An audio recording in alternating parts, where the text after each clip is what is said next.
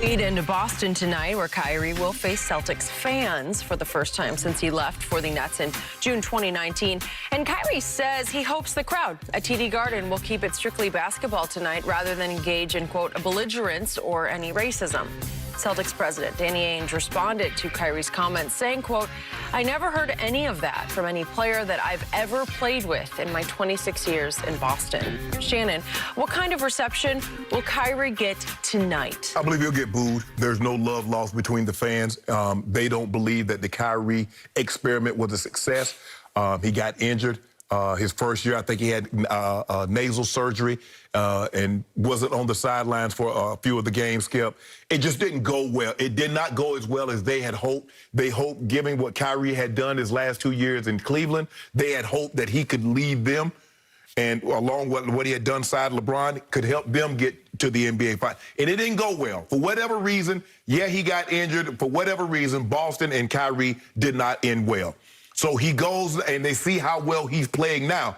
And they're like, well, you really never played that way for us. And then Kyrie's pointing out, I just hope, look, boo, cheer, do whatever you want to do, but let's just keep it above the table. Because there's some subtle things that you guys say and some things that have been said. And Danny Ainge said that. Well, all you do is go ask Marcus Smart. Marcus Smart said, yeah. He said, not only have I heard it for opposing players, I've heard him say it to the players that play here. You cheer for us in 1 minute, and the next breath, basically, you say this. Avery Bradley says his brother told him that they said some things to him. So Danny Ainge is not being truthful. And I get it, you caping up for your city.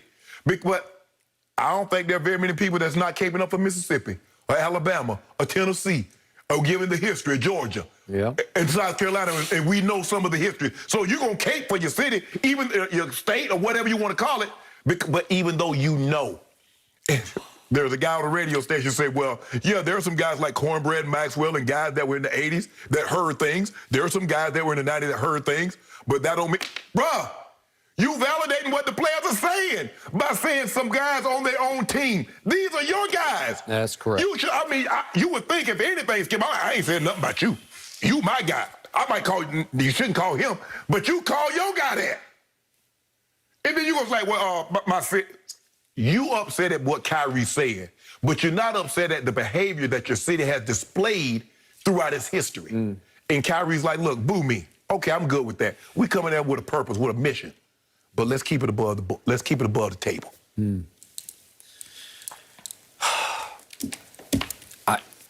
It's hard for me to even muster up a response to Danny Ainge because he looks so bad. Yes, he knows the history. This was a classically bad example of white privilege, sort of white blindness, where you just can't see or feel. You're so tone deaf to even say this publicly at this point in time that this nation is at. And he just looks bad. The legacy is that Mr. Russell, as in Bill Russell, just had to survive an onslaught of racism from the people of Boston and the fans of the Celtics. And he always said, I got nothing but love for the people inside here, for my teammates and all the people who built, starting with Brett Auerbach, the franchise. Right. And remember, back in the 60s, Bill Russell was the first African-American head coach, he was a player coach, in the league. Right. And they were the first in 1965 to start all 5 black players. It's beautiful. And there were breakthroughs. They're the first in, I'm going all the way back to 1950. They were the first franchise to draft a black player. Wow. So you got that going for you, but you have this other legacy that is clearly out there that you need to acknowledge and then move on and up. But Skip, that's the problem. It's like when we talk about America, we're not saying America isn't great, but America also has a history that you refuse to acknowledge. And what Danny Ainge did, Skip, was the equivalent of what the Republicans are doing, basically saying January 6th was a tourist excursion. That's what they're saying. Because I don't know anything about that. I wouldn't feel for my life. I wasn't scared at all. Come on, Danny, you know this. Danny, you've been there. Danny Ainge got there in what? Skip, probably what, the mid-'80s? Yeah. 81, 81, I'm going to say 81, 82. He's been there for 40 years. He ain't never heard nothing. Not one black teammate has ever told him about a racist incident. Not one.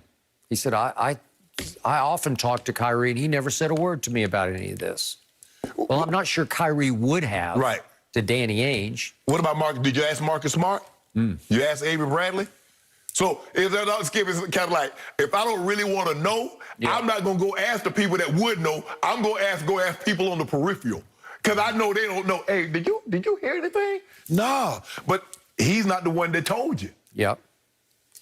So, look, the big picture point here is, in that arena tonight, I'm not sure exactly how many fans they will cram in there, but it may be close to capacity tonight. Many, many of them, you could say the vast majority, have not a racist bone in their body. A few surely do. But the point is, Kyrie has asked for it, so he's going to hear it. Yeah, he getting booed. And it's going to reverberate in there. He's going to get booed and booed because hell hath no fury like Celtics fans scorn. Because the truth is, he was a disaster when he was there. It's as simple as that. He gave them no reason to love him at all. To protect him tonight at all. And he did go back one time on Christmas Day, as you remember, but there were 0 fans. So he got to skate through that one. But he's just going to hear boos. I hope he doesn't hear any comments, but he may. It may be sort of trash talking sort of comments. But the point is, he asked for it because, remember, back in March of 2018 at a fan night, he said, if you all have me back, I'm going to resign here. He pledged allegiance. A fan asked him, are you going to leave us like LeBron left? And he's like, if you would have me, Skip. If you'll have me. And then it just fell all apart. And the next thing you know, he's throwing the whole team under the bus. These young players don't know how to win a championship.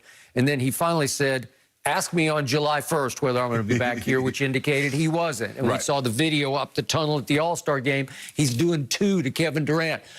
Brooklyn's got 2 max contracts, and we are gone. Skip, Danny would have come out better, and I said, it's very unfortunate that people have to, we have to guide those guys have had to experience that. But to come out and say, in his 40 years of being in Boston, come on, Skip. Okay. And to finish up on Kyrie, his performance or lack thereof. His last go-round in the playoffs, they won the first series, but then against Milwaukee, they won the first game by 22. And from that point on, Kyrie shot a combined 5 of 27 from 3. That's 18.5% in those 4 straight losses. That's how he flamed out and left Boston. And plus, Skip, I think a part of this is that Kyrie saw they actually played better with him not being there. When he wasn't on the court. Well, they took LeBron to 7 games. And even when the next year, when he would miss games, those young guys, Tatum and Jaylen Brown and Marcus Smart, played better without Kyrie. I agree. And he's like, y'all really think y'all better without me? You know what? I'm going to take my show on the road. I'm bouncing. That is correct. And allow me to say something very positively about your man, LeBron James. After he took his talents to South Beach with the Heat, he had to return to Cleveland. And do you remember that night? LeBron just put basically earmuffs on, right? I mean, he just went out there and you want to talk about 30, he almost had 40, didn't he? He annihilated. And they said they were throwing coins, they were throwing batteries, they had to have extra security. People were going on the floor. And to his credit, he just shut it all out because the way to shut them up is to just score the basketball. Well, Skip, first of all, if you look at the game, the first 2 games, they hadn't been close. And I don't really know how close this was going to be because they're so overwhelmingly overmatched. Just from a purely talent standpoint. So I don't really know. I mean, this thing could be over at the half. It could, but Kyrie better buckle up. He better be ready. It's going to be a test of his character and backbone. He's just going to have to go out there and play basketball. Man, just go ahead and get you some of them ear things and put in your ear so you can block out the noise. You might not hear a whole lot of the pit coming up, but you won't hear all that other bull jive either. That's true too. Because it's going to get bad. It's going to get bad. It's going to be a long night, through his ears, but through his eyes, they should go up 3-0. Well, the way to silence those fans is always with your play, right? So we'll have to see how he responds there. Guys, reports out of Jacksonville say Tim Tebow looked impressive in practice. Skip, are you like commuting back and forth from Jacksonville to the show to talk about these stories? I don't know. I need to understand what's going on. We have the latest. For real. Next.